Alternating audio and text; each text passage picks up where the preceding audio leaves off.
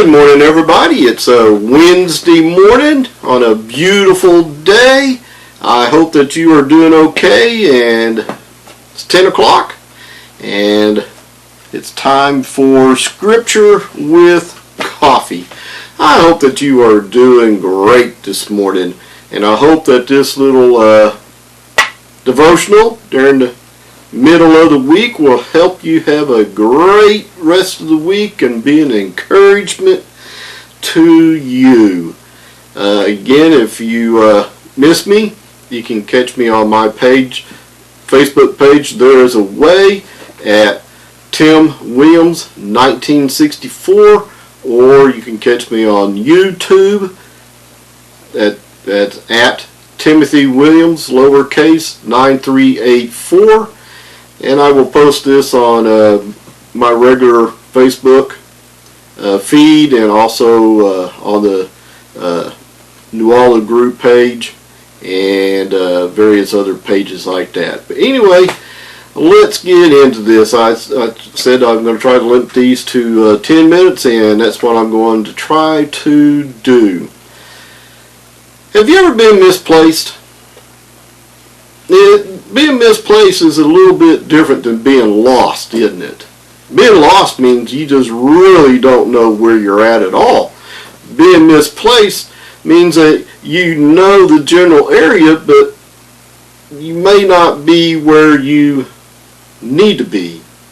I bring that up because not too long ago I was at Walmart, and I was going down the parking lot aisle, row if you will, and I passed this one lady pushing her shopping cart back to her car, and she was kind of muttering stuff underneath her breath, so to speak. You know, I could hear it, but I didn't really pay attention because she wasn't talking to me. It was apparent that she wasn't talking to me.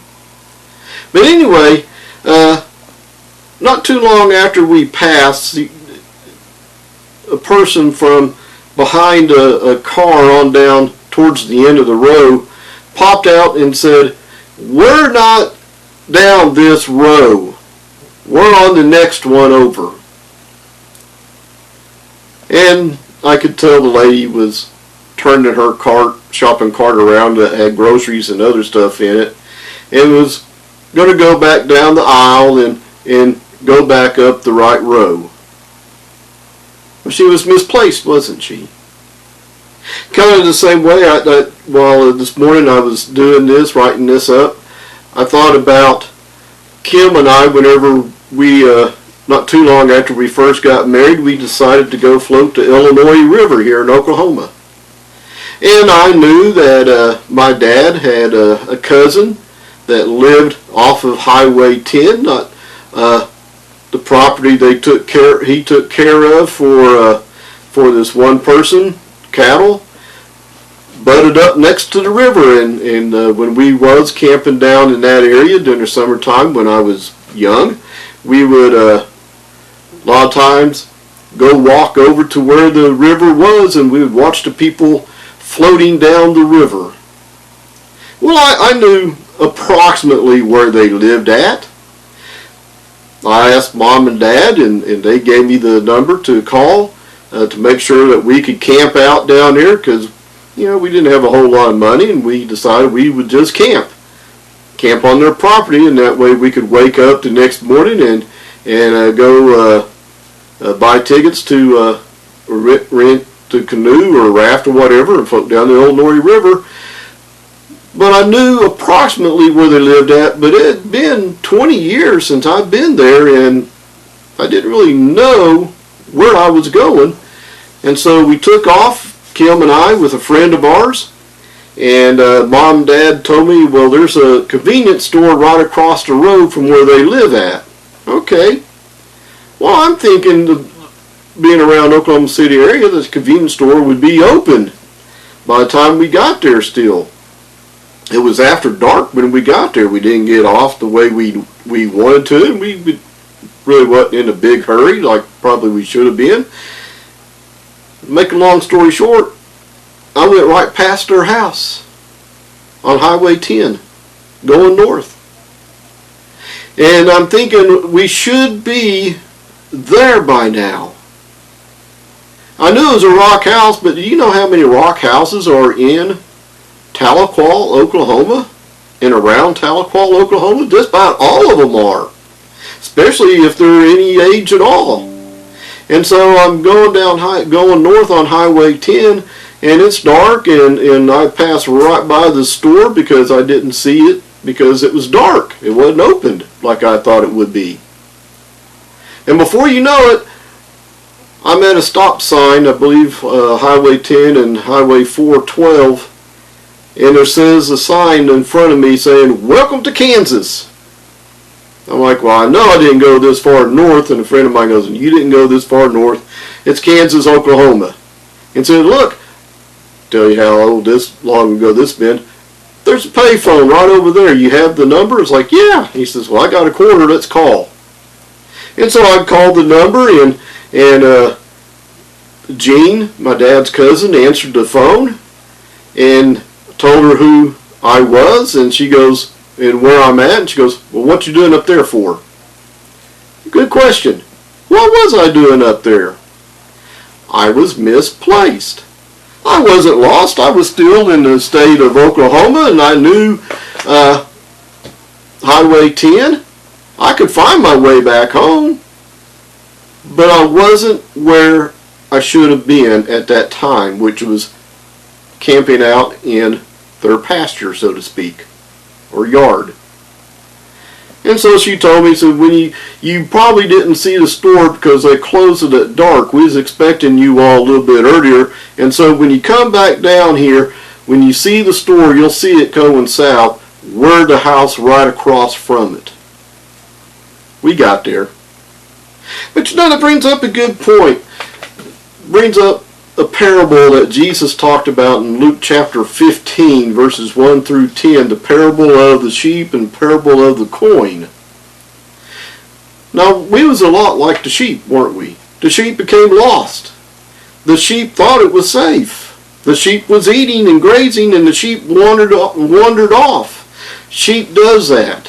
They wander away because they're too busy keeping their eyes on the ground and keeping their nose down and eating, and they don't have good peripheral vision, so to speak. That's why they bleat. The calling of the sheep. That's why you'll hear them call out. They're calling out so as to know where they're at in relationship or proximity to the rest of the herd. But sometimes they can get lost or misplaced. That was the sheep, and that was us. We didn't know we was lost because really we weren't lost. We was just misplaced.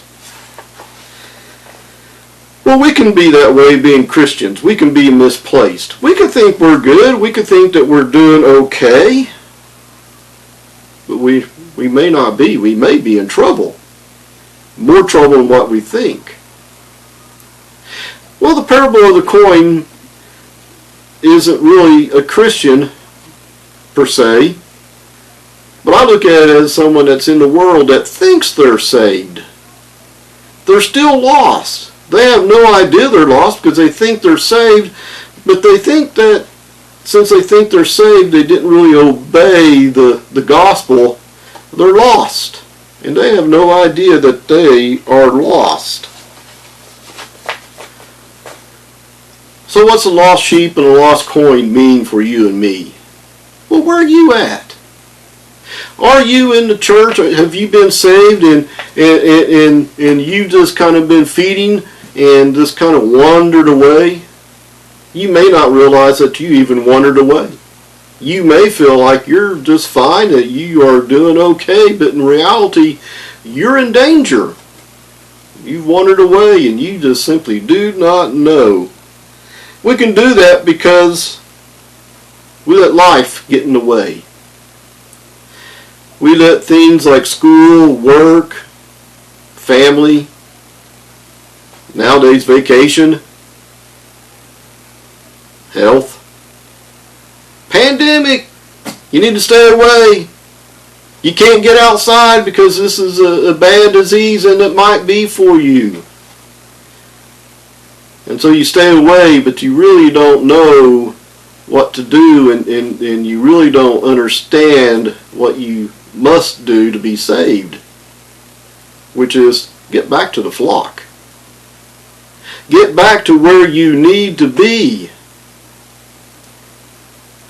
Get rid of those thorns and thistles that Jesus says in Matthew, parable of the sower, that choke you out, that chokes Christians out. Maybe you're lost all the way around. Maybe you just think you're saved, but you really didn't put Jesus on in baptism for forgiveness of sins. You're still lost. Except you really don't know that you're lost. So what to do? Well, the first thing is pray. If you're the coin, pray that someone will find you to help you find your way to the flock, to where you're saved, to where you'll be safe. If you're the sheep, pray that someone comes looking for you. Holler out. Don't be silent. Holler out. Make phone calls if you have to.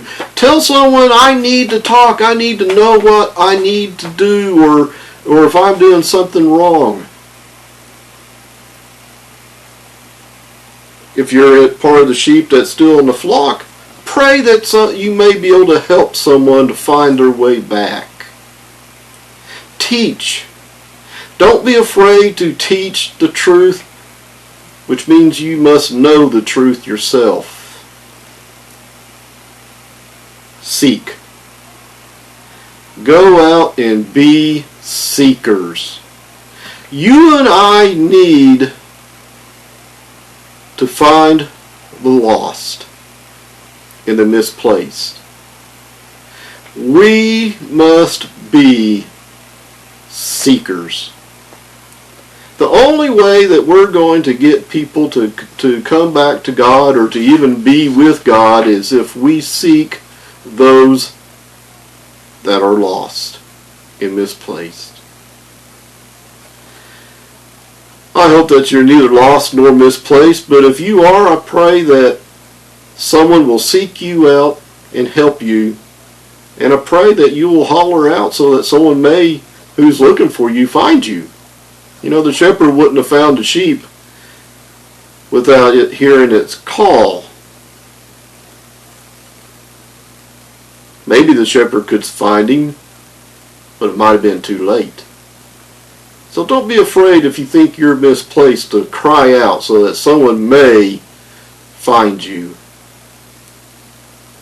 And if you're the lost coin, pray that someone will guide you in the truth if you don't think you know the truth. I hope that you will have a great week. I hope this has been helpful for you, and I pray that you will be a seeker. Thank you.